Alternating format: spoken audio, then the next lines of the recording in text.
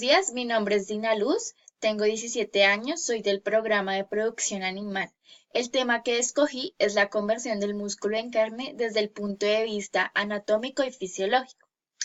La introducción a mis diapositivas es, en estas diapositivas encontraremos un análisis general de cómo se realiza este proceso de conversión de músculo a carne, desde el punto de vista, como ya lo dije, anatómico y fisiológico, teniendo en cuenta la importancia que tienen estos procesos para nosotros como zootecnistas dentro de una producción animal.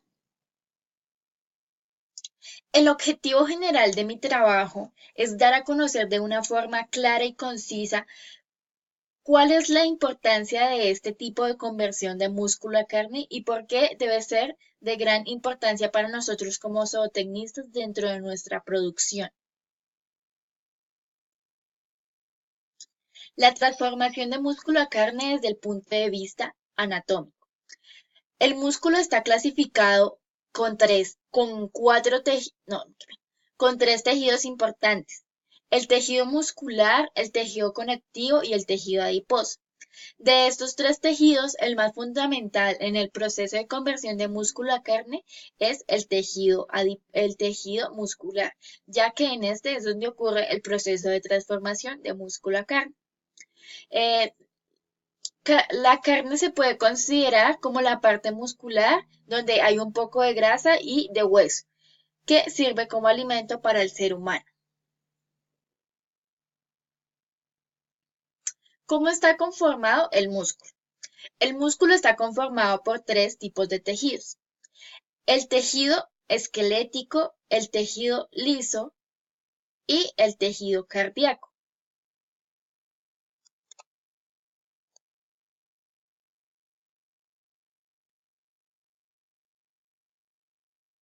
El tejido esquelético o músculo esquelético se denomina también voluntario, pues es que es el capaz de producir movimientos voluntarios, es decir, que están intervenidos por el sistema nervioso. El músculo cardíaco, pues como lo dice su nombre, es el que pertenece al corazón y su misión es el bombeo de sangre por parte del corazón mediante la contracción de las paredes de este. El músculo liso se denomina involuntario. Se encuentra en todas aquellas estructuras corporales que no requieren movimiento, pues como lo son el sistema respiratorio o el sistema digestivo. Bueno, en la conversión del músculo a carne encontramos unos cambios físicos del músculo. Primero tenemos el color. La musculatura de los animales vivos, cuando tiene oxígeno en la carne, tiene un aspecto de color rojo, como lo vemos en esta imagen. En la primera fila hay un aspecto de color rojo. Ese es el tipo de carne cuando el animal está vivo, un color brillante. Si el músculo fuera deficitario de oxígeno, o sea que no tuviera mucho oxígeno dentro del músculo, su aspecto sería un tipo de rojo entre morado, un rojo púrpura, como el que vemos en la segunda imagen. Bueno, ya después del sacrificio, cuando la carne ya no tiene oxígeno, los músculos tienen un color púrpura oscuro, como se ve acá en la imagen.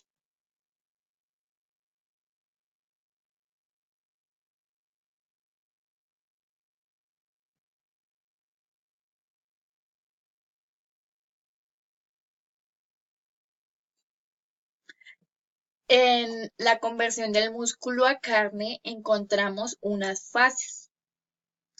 La primera es el pre-rigor mortis. Este es en el periodo inmediato a la sangría del animal. Es totalmente extensible. Se trata o se aplica una fuerza, se estira pasivamente y cuando la fuerza se retira, la elasticidad natural del músculo se hace retornar a su longitud original.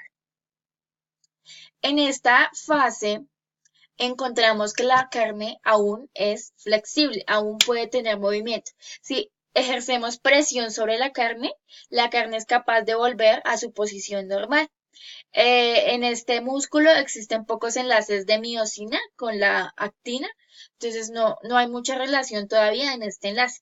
Es el tiempo relativo mientras el músculo es flexible y elástico.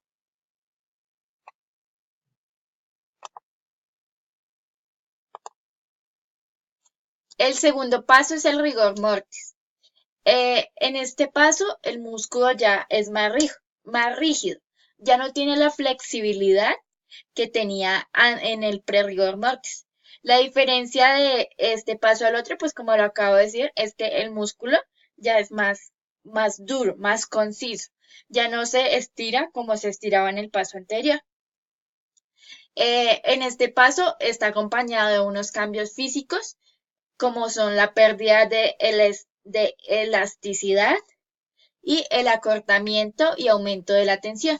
El músculo ya no es del mismo tamaño que era antes, sino se acorta un poco debido a que hay una mezcla, una unión de la miosina y actina, y esto hace que el músculo se contraiga y no tenga el mismo tamaño que tenía cuando estaba en estado vivo.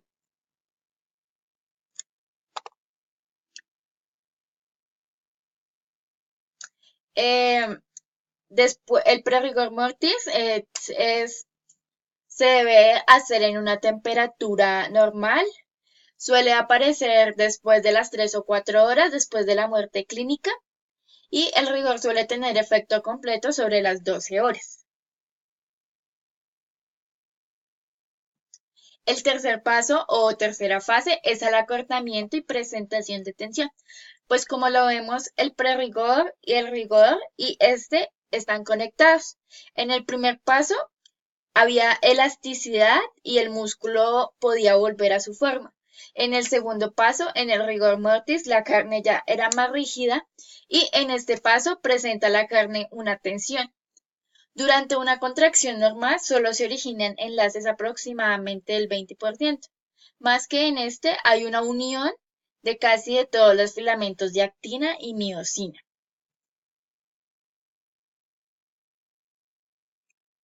El cuarto paso es la maduración. A medida de que el pH del músculo desciende, se libera catepsinas, enzimas que comienzan a degradar la estructura proteica.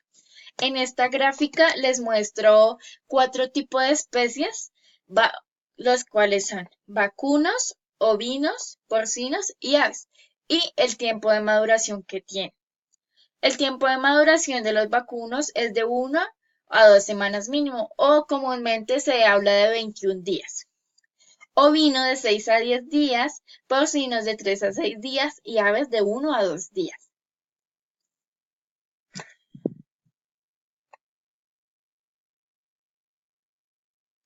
Las ventajas del proceso de maduración.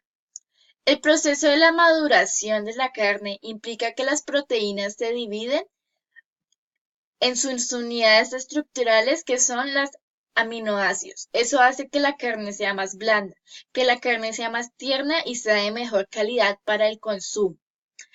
Una carne madura, al contrario de lo que dice la gente, que es mejor consumirla apenas sale del matadero, es mejor consumirla después de un tiempo para que así la carne tenga una mejor calidad y un mejor sabor. Los pasos para una buena maduración tenemos dos. El primer paso para una buena maduración es tener una buena higiene y una buena temperatura. Algunos músculos de la carne se deben empacar al vacío, ya que es la única forma de madurarse.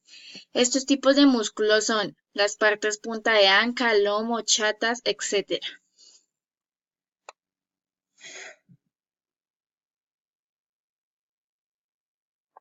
El segundo paso es la refrigeración de cada uno a temperatura ambiente, que no baje de 0 grados centígrados y que no suba a 4 grados. Se recomienda que la carne se madure en 21 días.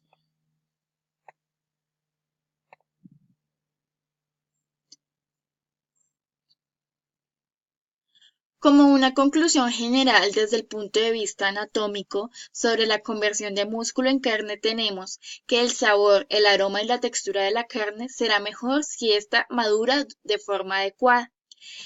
En ese estado es cuando se debe consumir y no en otro, y precisamente por eso es por lo que los consumidores de carne exigen tanto en los supermercados como en los restaurantes una carne madura. ya que la maduración de la carne logra que sea de mejor calidad.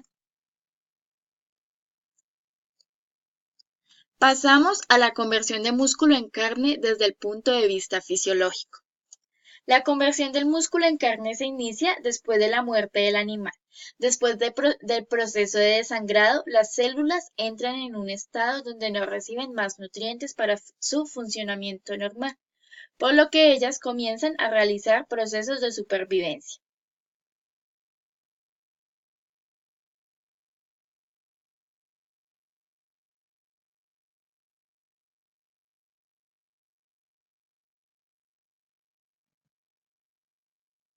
El primer paso desde el punto de vista fisiológico es la muerte celular o apoptosis. Corresponde a la primera fase de la conversión cárnica a partir del músculo. Este es un proceso organizado y regulado fisiológicamente por un tipo particular de proteínas caspasas, que sucede comúnmente en los seres vivos, incluyendo desde los animales hasta los pluricelulares como los mamíferos. Las casapas son las principales en la destrucción de las estructuras musculares, por la degradación de las proteínas de las miofibrillas. Por eso se ha encontrado que este proceso es apoyado más adelante por otros sistemas, como el de catepsianas y calpianas, para facilitar una adecuada degradación proteica.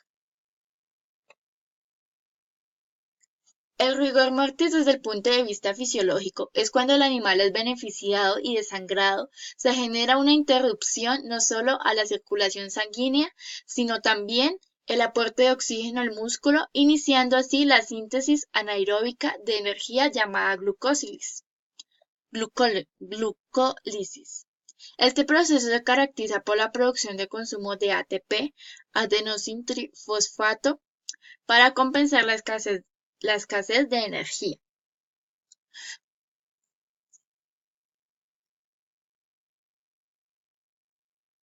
Cuando se hace este proceso que hablamos acá de ATP, se realiza una conservación de glucogénicas, se da una acumulación de ácido lactino y el producto final del metabolismo anaeróbico, el pH postmortem disminuye y esta caída inactiva las enzimas glucólicas hasta llegar a un complejo de rigor llamado actiomiosina.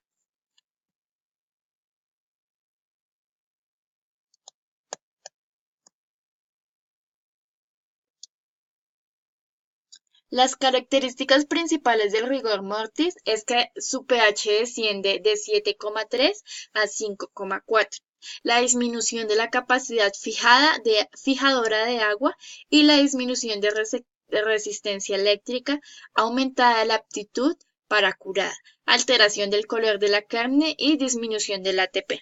Pues como lo vimos en la diapositiva anterior, el ATP es adenosintrofosfato.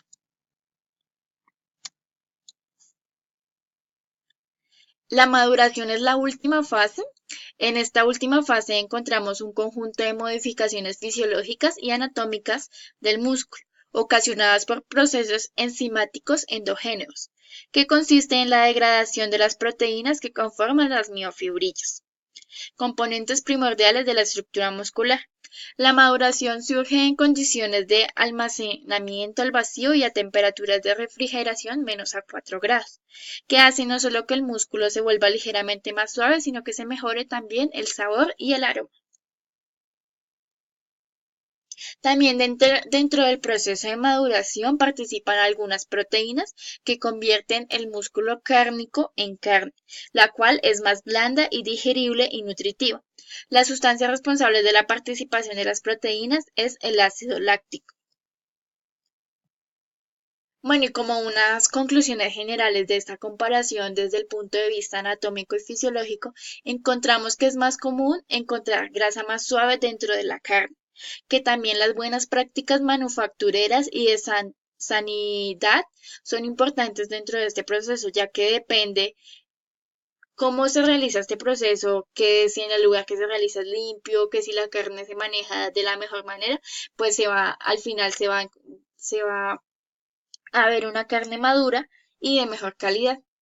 También vemos que esto es de gran importancia para el zootecnista, ya que debido a que la carne lleva un proceso desde que está